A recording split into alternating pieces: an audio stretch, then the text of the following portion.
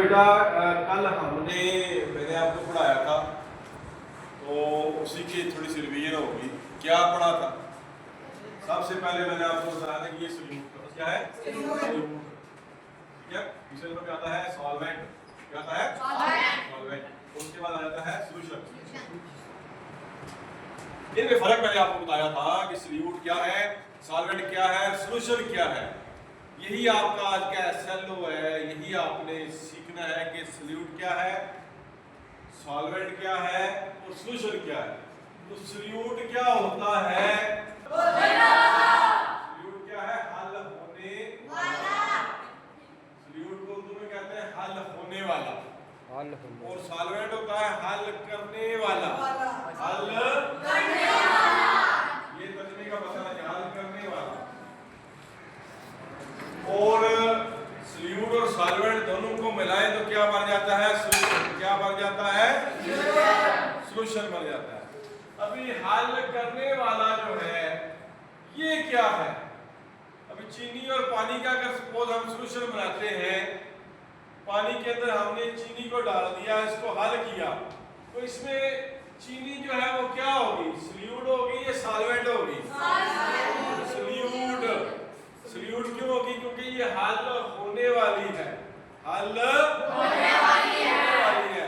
तो चीनी चूंकि हल होने वाली है इसलिए इसको क्या कहेंगे? सॉल्यूट। और सॉल्वेंट क्या? हल करने वाला। तो चीनी को कौन सी चीज हल कर रही है? पानी।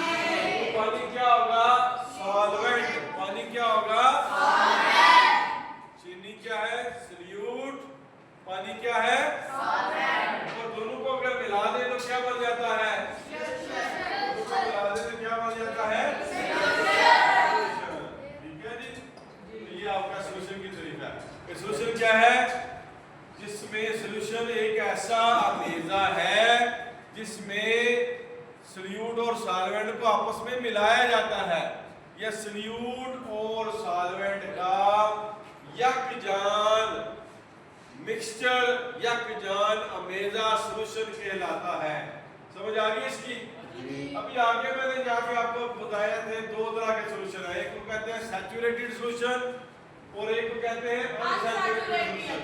अभी ये सैचुरेटेड सॉल्यूशन क्या है, इसको समझाने के लिए मैं मिसाल आप लोगों को देता हूँ। फॉर एग्जांपल ये वाला बच्चा इधर आ जाए, शाबाश आ जा रहे, ये वाला आप आ जाए। क्या नाम है आपका? अब्दुल रहमान।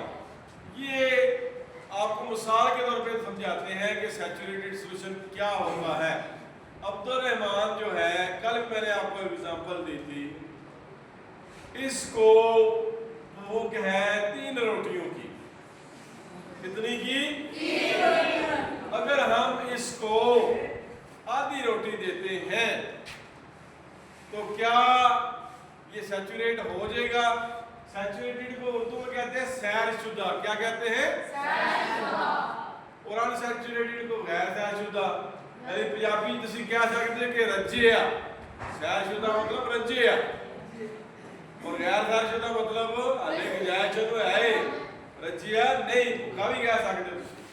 अच्छा, इसको 3 रोटी की भूख है, आधी रोटी हम इसको दे दें तो ये सैचुरेट हो जाएगा? नहीं। ये क्या होगा? अनसैचुरेटेड। क्या हो जाएगा? अनसैचुरेटेड। अभी अगर 3 रोटियों की भूख है, हम इसको 4 खिला देते हैं तो ये भी क्या हो जाएगा? सैचुरेटेड हो जाएगा। क्या हो जाएगा? सैचुरेटेड। तो इसकी मिसाल आप इस तरह से ले सकते हैं कि आपके पास पानी का एक गिलास है, उसको उसके अंदर अगर आप 1 चम्मच चीनी की डालते हैं, उसको हल करते हैं तो हल हो जाएगी। अगर चीनी मजीद हल हो जाती है तो मतलब क्या है? सॉल्यूशन जो है वो अनसैचुरेटेड है। फुल मीठा सॉल्यूशन नहीं बनेगा, फीका सा सॉल्यूशन बनेगा, डाइल्यूट सॉल्यूशन बनेगा। तो ये अनसैचुरेटेड सॉल्यूशन होगा। 1 गिलास के अंदर आपने 1 चम्मच चीनी डाली, अगर 1 गिलास के अंदर आप चीनी डालते जा रहे हैं, हल करते जा रहे हैं, एक वक्त ऐसा आएगा कि जब मजीद चीनी हल नहीं होगी। जब मजीद चीनी हल नहीं होगी तो फिर आप कह सकते हैं कि ये वाला सॉल्यूशन कौन सा है? Saturated solution. कौन सा सॉल्यूशन है? Saturated solution. सैचुरेटेड सोल्यूशन एक ऐसा सोल्यूशन है जिसमें रूम टेम्परेचर के अंदर कमरे के दर्जा हरारत में मजीद सॉल्यूट हल ना हो, मजीद सॉल्यूट हल ना हो। साथ रूम टेम्परेचर मेंशन करना है। अगर आप उसको हीट देंगे तो मजीद सॉल्यूशन हल हो सकता है, सॉल्यूट हल हो सकता है, हीट की बात नहीं करनी। सैचुरेटेड सोल्यूशन एक ऐसा सोल्यूशन है जिसमें रूम टेम्परेचर के अंदर मजीद सॉल्यूट हल नहीं होता। और अनसैचुरेटेड सोल्यूशन एक ऐसा सोल्यूशन है जिसमें रूम टेम्परेचर के अंदर मजीद सॉल्यूट हल हो जाता है। समझ आ रही बात की? ये भी क्लियर हो गया।